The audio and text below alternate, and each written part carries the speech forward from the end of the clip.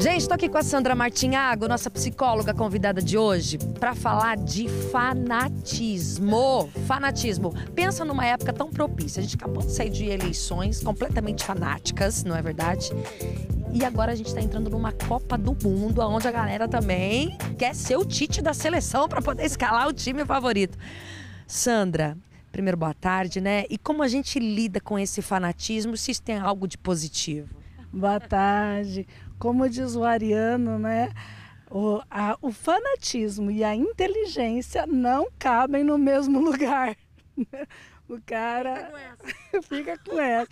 Parece às vezes um pouco agressivo uma fala dessa, mas não tem nada de agressivo. Tem muito de científico aí.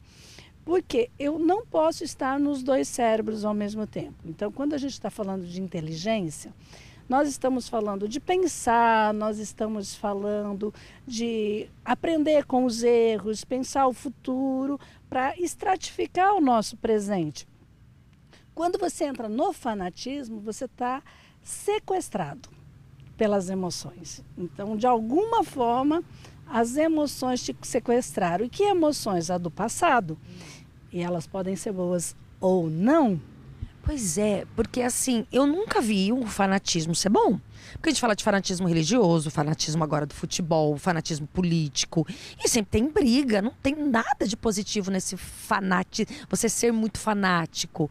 Então, quando você fala que pode ser algo bom, assim, é uma forma de você soltar ali, de você liberar algo que está dentro de você nessa... Então, quando a gente fala, é bem isso que você disse, fanatismo bom não existe, mas o que eu quero dizer é que você teve uma experiência positiva com o avô no futebol, né? Você pode ter tido um religioso que te acolheu muito bem, então você teve uma experiência boa.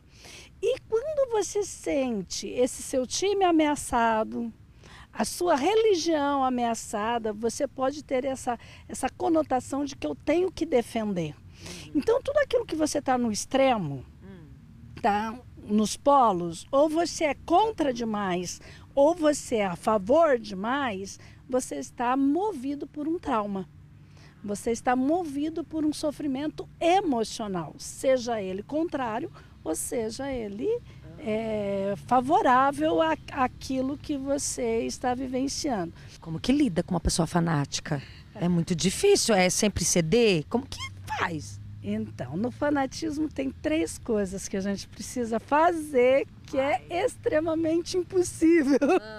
Mas quem tem conhecimento tem condições de lidar um pouco melhor com essa situação. Primeiro é observar.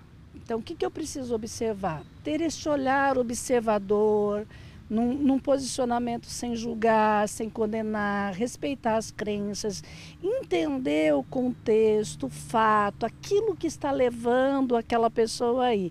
E aí vem o desafio, levar essa pessoa a imaginar as consequências do seu fanatismo. As pessoas não querem fazer isso. Então eu tenho uma ideia, eu tenho um posicionamento, grudo nesse posicionamento e eu não me dou a chance de poder estar errado. A gente não questiona muitas vezes, nós estamos tão grudados nas nossas crenças, nos nossos valores, que nós perdemos esse vínculo e nós não temos essa competência de imaginação. Se nós conseguirmos levar uma pessoa a imaginar, a verificar esse posicionamento, o que está acontecendo, nós podemos diminuir o grau disso. Porque geralmente ela está presa a uma dor. Tá? Então ela está presa às vezes a coisas que aconteceram na infância. Então nós temos um adulto reagindo com uma mentalidade infantil.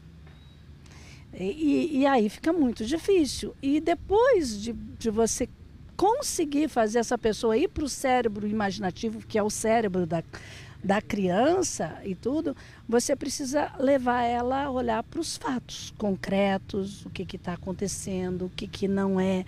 E se a gente não faz esse movimento, fica difícil porque eu não vou ter uma escutativa. Então eu preciso saber escutar o outro. E o fanático ele não escuta nunca. Ele não está aberto a outras possibilidades a não ser aquela que ele acredita, sem contar que ele vai criminalizar aquele que não pensa como ele vai desumanizar essas pessoas, ele vai ridicularizar e às vezes até mesmo partir para uma agressão física. Diante disso, então nunca discuta com um fanático, porque ele tem lá seus problemas, você não vai ganhar nunca, esquece, fica quieto. Quanto mais longe, melhor. Se você conseguir fazer, se você tiver essa capacidade de escutá-lo, de respeitar as crenças dele, pode ser que você consiga fazer ele imaginar as consequências ou até mesmo olhar de onde vem esse fanatismo. Por que ele defende tanto isso? E eu só defendo uma coisa com muita ênfase quando eu não acredito nela. Por quê? Porque eu tenho medo que você me convença do contrário. Então, eu acredito em algo, defendo com um fanatismo muito grande, não te dou chance de falar comigo porque você pode me convencer que eu estou errado. Pensar nisso, você que é fanático. Ó, semana que vem começa a Copa do Mundo, né? Dia 21, o Brasil já joga na primeira semana. E claro que a gente vai torcer para a nossa seleção que está lá, a seleção de todos, né? A gente sempre faz isso a cada 4 anos e é uma delícia poder estar junto. Mas, gente, bora lá, com sabedoria, com parcimônia, é diversão. E se for muito fanático, procure ajuda, né? Tem que ser prazeroso. Se não é prazeroso, busque ajuda. Obrigada. Obrigada.